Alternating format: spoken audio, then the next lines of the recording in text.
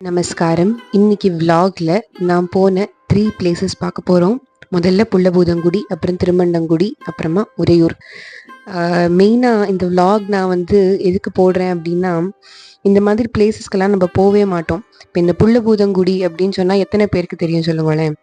ஆனாலுமே இந்த பிளேஸ் எவ்வளோ செரீனாக இருந்ததுன்னா, ரொம்ப beautiful atmosphere. I know it is like full village atmosphere தான். அங்கே இருக்கிற வீடுகளே கம்மி தான். ஆனாலுமே எவ்வளோ பியூட்டிஃபுல்லாக இருந்தது அப்படின்னா, பெருமாளும் அவ்வளோ அழகு. பெருமாள் இங்கே ஜட்டாயுக்கு மோட்சம் கொடுத்துட்டு அப்படியே படுத்துட்டாராம். ஸோ ராமர் படுத்துன்னு இருக்கிற திருக்கோலத்தில் இங்கே பெருமாள் சேவை சாதிக்கிறார். ஸோ ஏதோ நம்ம எல்லாருக்குமே எங்கள் எல்லாருக்கும் கிடைச்ச பாக்கியம் இந்த கோவிலில் போய் விசிட் பண்ணது. ரொம்ப சின்ன கோவில் தான், ஆனால் சுற்றி முற்றி பார்த்தோம்னா அவ்வளோ பியூட்டிஃபுல்லாக, அவ்வளோ மனசாந்தியோட சேவிக்க முடிஞ்சுது. அங்கேயும் போய் ஆழ்வார்கள் பாடின பாசுரம், அதாவது சில பாசுரங்கள் அந்த கோவிலுக்குன்னே சேவிச்சிருப்பா. அதை தவிர வேற என்னெல்லாம் பாசுரங்கள் பாட முடியுமோ அதெல்லாம் பாடினோம். பிரசாதமும் அங்கேயே சாப்பிட்டு பார்த்தேன்னா அடுத்ததாக திருமண்டங்குடிக்கு கிளம்பினோம். லக்கிலி நாங்கள் போகிற அன்னைக்கு பார்த்தேன்னா பவித்ரோத்சவத்தோட லாஸ்ட் டேவாக இருந்தது. அதனால பெருமாள் கருட வாகனத்தில் எழுந்தார். ஸோ இந்த ஊருமே பார்த்தேன்னா ரொம்ப செரீன். அதாவது இந்த மெயின் ரோட்லேருந்து ஒரு சின்ன இந்த ரோடு உள்ளே நடந்தால் கோவில் இருக்குது. அதில் ரைட் சைடில் மட்டும் பார்த்தேன்னா வீடுகளாக இருக்கும். அதுவுமே இந்த பழைய காலத்து வீடுகள், ஆடு மாடுன்னு எல்லாமே இருக்கும். ரொம்ப பியூட்டிஃபுல்லாக இருந்தது. லெஃப்ட் சைடில் ஃபுல்லாகவே காடு தான். ஸோ நீங்கள் பார்த்தீங்கன்னா அவ்வளோ சில்லுன்னு இருந்தது. அண்ட் ஜென்ரலாக நீங்கள் கவனித்து பார்த்துருந்தேன்னா தெரியும், பவித்ரோத்சவம் லாஸ்ட் டே முடியும் போது கண்டிப்பாக மழை பெய்யும்.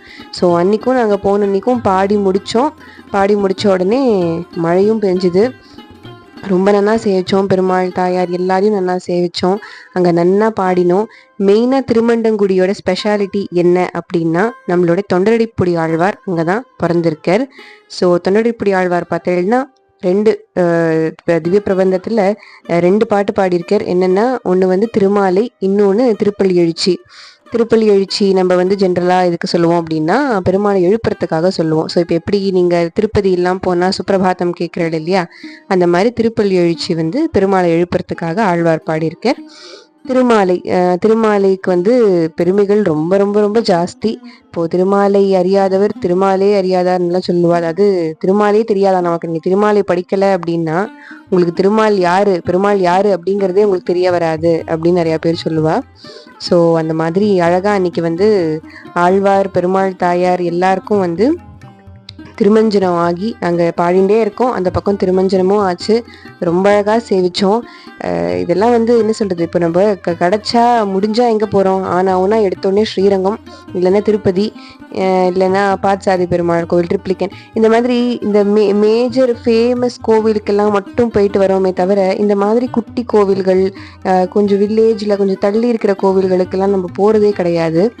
அங்கே ரொம்ப ரொம்ப நன்னா பண்ணுறா. இன்ஃபேக்ட் இங்கே கடகடன்னு அவ்வளோ கூட்டம் மேனேஜ் பண்ணணும், அது பண்ணணும், இது பண்ணணும், எல்லாம் சீக்கிரமாக பண்ணிடுவா. அஃப்கோர்ஸ் அவளும் ஃபுல்லாக அனுஷ்டானங்கள்லாம் எதுவும் விடுறது கிடையாது. ஆனால் இந்த மாதிரி டெம்பிளுக்கு போகல, நீங்களே யோசிச்சு பாருங்களேன், நம்ம கம்மி பேர் தான் இருப்போம். அப்போ இன்னும் பெருமாளை எவ்வளோ நன்னா சேவிக்கலாம்.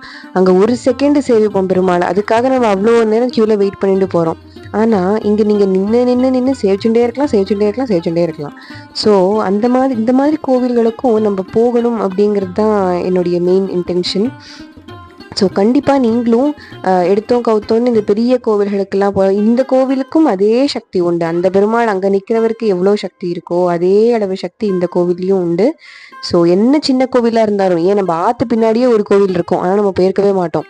ஜஸ்ட் இப்படி தெருவை தாண்டி தான் ஒரு கோவில் இருக்கும். அதை சும்மா அப்படியே வெளியிருந்து இப்படி சேவிச்சுட்டு போயிடுவோமே தவிர ஒரு நாளும் உள்ளே போய் உட்காந்து பாடி பண்ணிட்டு வர மாட்டோம். ஸோ இந்த மாதிரி சின்ன சின்ன கோவில்களுக்கும் போங்கோ. அங்கேயும் நன்னா பெருமாளை சேவிக்கலாம். உட்காந்து ஜம்முன்னு பாடினோம். ஆக்சுவலி இந்த வாட்டி ரொம்ப மன திருப்தியாக இருந்தது. நாங்கள் இந்த பக்கம் பாடுறோம், இந்த பக்கம் பெருமாளுக்கு திருமஞ்சனம், இதெல்லாம் கிடைக்காது இந்த அனுபவம் எல்லாம். ஆனால் ரொம்ப அழகாக கிடச்சிது. இதெல்லாம் ஏதோ பாக்கியம் அப்படிதான் சொல்லணும். இல்லை சில பேர் கேட்பா, நான் எதுக்கு அவ்வளோ தூரம் ட்ராவல் பண்ணி போய் நான் பெருமாளை சேவிக்கணும், ஏதோ நம்ம ஆத்துலேயே பெருமாள் இருக்காரு, ஏதோ நம்ம தெருலேயே பெருமாள் இருக்காரு, நான் எதுக்கு அவ்வளோ தூரம் போகணும் அப்படின்னு. ஏன் போகணும் அப்படின்னு பார்த்தீங்கன்னா, இப்போ பெருமாளுடைய மகாத்மியம் ரொம்ப பெருசு.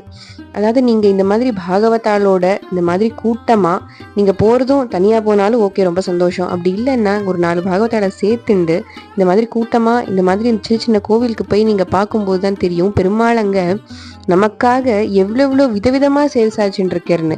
அதாவது இப்போது நீங்கள் யோசிச்சே பார்த்துருக்க மாட்டேன். இப்போது ராமர் வந்து படுத்துட்டு இருக்கிற திருக்கோலத்தில் இருப்பார், நீங்கள் எங்கேயாவது யோசிச்சிருக்கீங்களா? இல்லை. ஆனால் பெருமாள் இங்கே சேல் சாய்ச்சின்னு இருக்கார். இந்த பெருமாளும் நீங்கள்லாம் வரமாட்டேலா அப்படின்னு வெயிட் பண்ணிட்டு இருக்கார். அந்த மாதிரியான பிளேசஸ்க்கெல்லாம் நீங்கள் போய் சேவிச்சேன்னா எவ்வளோ மனசாந்தி மன திருப்தியாக இருக்கும்னு யோசிச்சுப்பேன். சரி, எதுக்கு நம்ம கோவிலில் போய் பெருமாளை சேவிக்கணும்? பெருமாளுடைய திருமேனி சேவிக்க பெருமாளோட திருமேனியே ஃபுல்லாக சுத்த சத்துவமயம். அதை சேவிக்க நமக்குள்ளே இருக்கிற சாத்விக குணமும் நிறையா வளரும். நமக்கு இந்த ரஜஸும் தமஸும் வேண்டாம். ரஜஸ்ன்னா இந்த கோவம் காமம் இதெல்லாம் ரஜஸ், தாமஸ்ன்னா இந்த சோம்பேறித்தனம் இதெல்லாம் வந்து தமசு.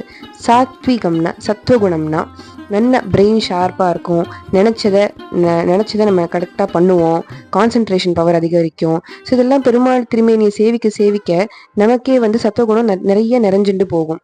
அதே மாதிரி ஆகார நியமமும் வந்து ரொம்ப முக்கியம். நான் முடிஞ்ச ஆகார நியமம் பற்றி இன்னொரு வீடியோ போடுறேன்.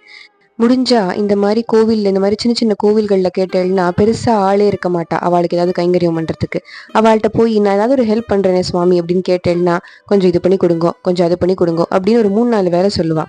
அழகாக நீங்கள் வந்து கோவிலில் சும்மா ஒரு வாசல் தெளித்து கோலம் போடுறேன்னு வச்சுக்கோங்களேன் கோவிலுக்கு, அதுவே எவ்வளோ பாக்கியம், அதுவே எவ்வளோ புண்ணியம்.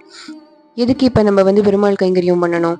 ஒரு ஆத்மாவுக்கு அதுதான் டெஸ்டினேஷனே. இங்கே இருந்தாலும் சரி, ஸ்ரீவைகுண்டத்துக்கு போனாலும் சரி, பெருமாள் கைங்கரியம் பண்ணுறது ஒன்று தான் ஆத்மாவுக்கு உண்டான வேலையே. ஜீவாத்மா வந்து பகவானுக்கு சேஷி, அவர் ஒருத்தர் தான் சேஷன், அவர் ஒருத்தர் தான் தலைவன், நம்ம எல்லாரும் அவருக்கு அடிமைகள். இந்த நாள் வந்து எதுக்காக நம்ம இது பின்னாடி ஓடின்னு இருக்கோம் அப்படின்னா கர்மம் நம்மள சூழ்ந்திருக்கு. நம்மளுக்கு ரியலைஸ் பண்ணுறது அளவு கூட கர்மங்கள் வந்து நம்மளை விடலை. நம்மளுக்கு புத்தி வந்து ஓஹோ நம்ம வந்து பெருமாள் திருவடி தான் பிடிக்கணும் போல, பெருமாள் கைங்கரியம் தான் பண்ணணும் போல அப்படிங்கிற ரியலைசேஷன் கூட நமக்கு வராமல் நம்ம இந்த சம்சாரத்தில் அப்படியே முழுகி அப்படியே அதுலேயே ஸ்விம் பண்ணி அதுலேயே இருந்துட்டு இருக்கோமே தவிர மற்றபடி இதுலேருந்து எப்படி வெளியே போகிறது, வாட் இஸ் தி சொல்யூஷன் அப்படின்னு யாருமே யோசிக்கிறது கிடையாது. இப்போது ஒரு ஜென்மம் எடுத்துட்டோம், இப்போ ஒரு மானுஷ ஜென்மம் எடுத்துட்டோம் அப்படின்னா என்ன பண்ணணும்? இப்போ நல்லா படிக்கணும், நல்ல வேலைக்கு போகணும், நிறைய காசு சம்பாதிக்கணும். இதுவாக தான் நம்மளுடைய பூர்வ ஜென்ம வாசனைகள்லாம் எப்படி ஒட்டின்னு இருக்கு அப்படின்னா எடுத்தோன்னே இப்படி தான் பண்ணியாகணும், நிறையா காசு சம்பாதிக்கணும், நிறையா வேலைக்கு போகணும், நிறைய இது பண்ணணும், அது இப்படியே போயின்னு இருக்கே தவிர நம்ம பெருமாள் திருவடியை பிடிக்கணும், அவன் நமக்கு மோட்சத்தை கொடுப்பான், இந்த சம்சாரத்துலேருந்து நம்மளை விடுவிச்சிருவான், இனிமேல் நம்ம பிறந்து எழுந்து எல்லாம் பண்ணிட்டு இருக்க வேண்டாம் அப்படிங்கிறதே வந்து ரியலைஸ் ஆக மாட்டேங்கிறது நிறையா பேருக்கு. ஆட்டும் போட்டும் எப்போ இதெல்லாம் ரியலைஸ் ஆகும் அப்படின்னா நிறைய இந்த மாதிரி கோவில்களுக்கு போய் நிறைய இந்த பாகவதாலோட பேசி அவளோட கொஞ்சம் கலந்து பேசுங்கோ. என்ன பண்ணுறோம் நம்ம, எதுக்கு வந்து ஸ்லோகங்கள்லாம் படிக்கிறோம், எதுக்கு பாசுரங்கள்லாம் படிக்கிறோம், எதுக்கு ஆழ்வார்கள்லாம் இவ்வளோ பாடி வச்சிருக்கா, இதெல்லாம் நீங்கள் கேட்க உபன்யாசங்கள் கேட்க நீங்களே புக் எடுத்து வச்சுன்னு உட்காந்து கொஞ்சம் கொஞ்சமாக படிக்க உங்களுக்கே ரியலைஸ் ஆகும், ஓகே நம்ம நித்திய விபூதிக்கு போகணும், நம்ம ஸ்ரீவைகுண்டத்துக்கு போகணும், அதுதான் வந்து கடைசி. இல்லைன்னா இந்த சம்சாரத்தில் மாற்றி இப்படி பிறந்துட்டே தான் இருக்க போகிறோம், இப்படி திருப்பி அழிஞ்சுட்டே தான் இருக்க போகிறோம். இந்த உடலுங்கிறது ஒரு ட்ரெஸ் மாதிரி. இந்த உடல் போச்சுன்னா அடுத்த உடல் வரப்போகிறது நம்ம கர்மங்களுக்கு ஏற்ற மாதிரி. ஸோ நம்ம வந்து விடாமல் அந்த கர்மங்களை வந்து நம்மளை சூழாமல் இந்த மாதிரி பெருமாள் திருவடியை பிடிக்கணும் அப்படிங்கிற ஒரே நோக்கத்தோட நம்மளும் ஓடுவோம், கோவில்களுக்கு போவோம், கைங்கரியம் பண்ணுவோம், பாசுரம் படிக்கலாம், நம்மளும் எல்லா பாகவதாலோட சேர்ந்து பண்ணலாம். அப்போ நீங்கள் உங்களுக்கு அந்த அனுபவமே தனியாக இருக்கும். அப்போ நீங்கள் வந்து கண்டிப்பாக என்கிட்ட சொல்லுவேன். அண்ட் தேங்க்ஸ் ஃபார் வாட்சிங்.